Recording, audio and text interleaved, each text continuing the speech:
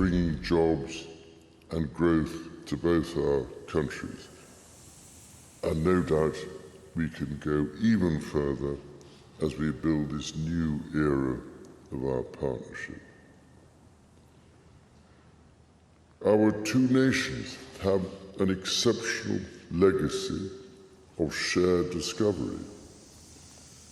Together we laid the foundations of nuclear science, mapped the human genome, and built the internet, upon which all contemporary commerce, communication, and defense is based. Together, our scientists and engineers are shaping the world of tomorrow, not least with new partnership agreements on technology and the prosperity that stands to bring. Our countries have the closest defense, security, and intelligence relationship ever known. In 2 world wars, we fought together to defeat the forces of tyranny. Today, as tyranny once again threatens Europe, we and our allies stand together in support of Ukraine to deter aggression and secure peace. And our AUKUS submarine partnership with Australia sets the benchmark for innovative and vital collaboration.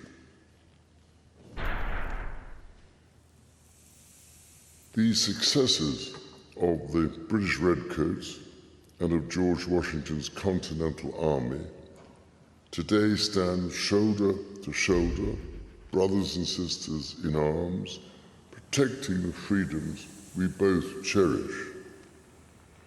Our countries are working together in support of crucial diplomatic efforts, not least of which, Mr. President, is your own personal commitment to finding solutions to some of the world's most intractable conflicts in order to secure peace. In striving for a better world, we also have a precious opportunity to safeguard and to restore the wonders and beauty of nature for the generations who follow us.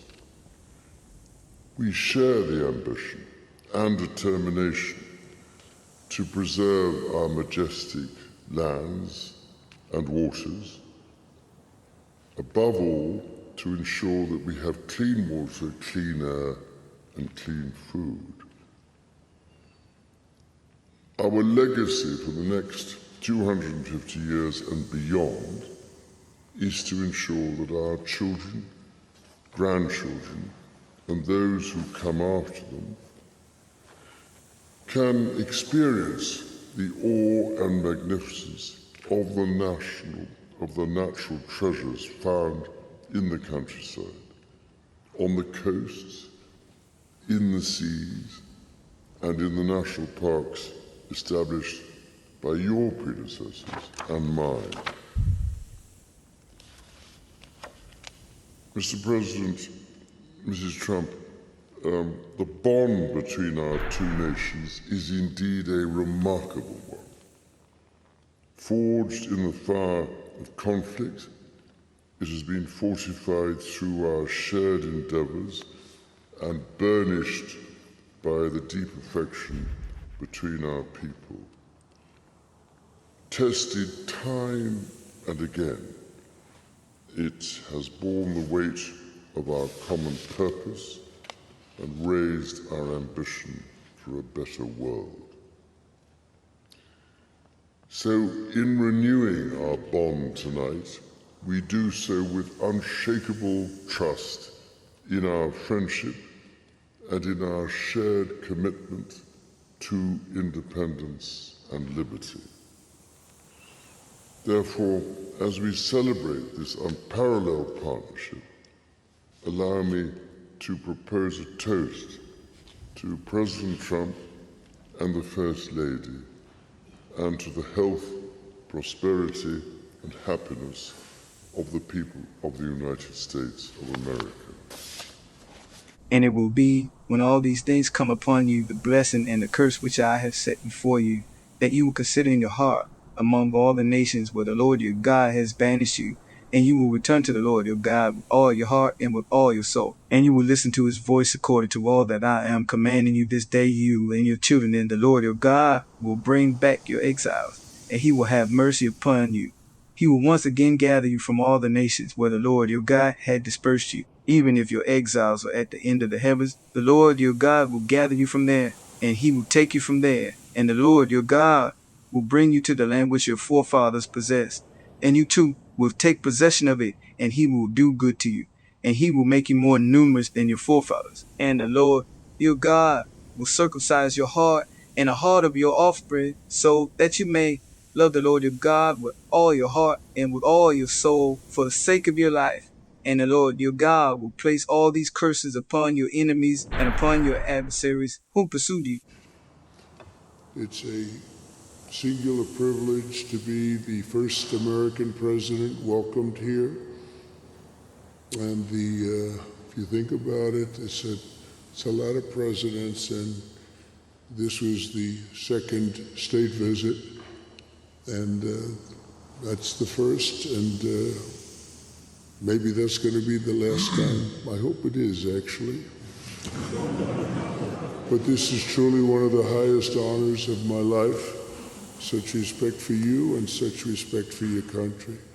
For many decades, His Majesty the King has epitomized the fortitude, nobility, and the spirit of the British monarchy and the British people.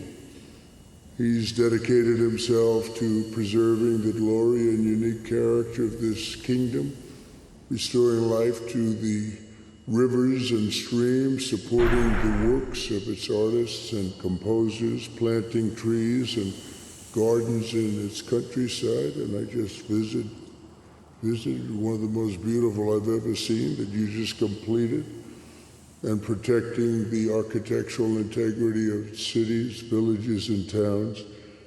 He has uplifted the poor, cared for rural farmers, and tended to wounded veterans like nobody else.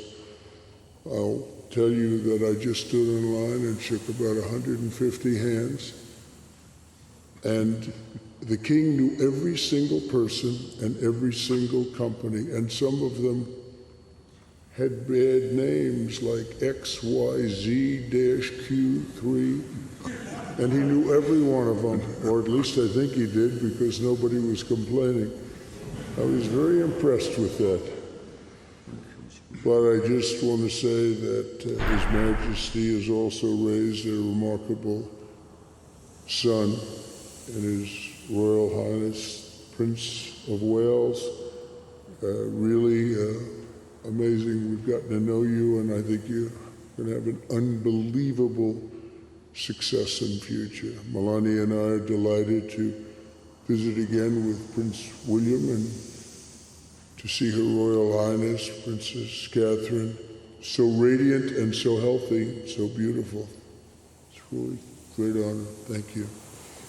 Many years ago, His Majesty opened his archives to a biographer. Among the documents was a letter from 1993 in which he described the patriotism and guided as many projects. He wrote that he was, quote, entirely motivated by a desperate desire to put the great back into Great Britain, Great Britain, Great Britain, Great Britain, Great Britain, Great Britain.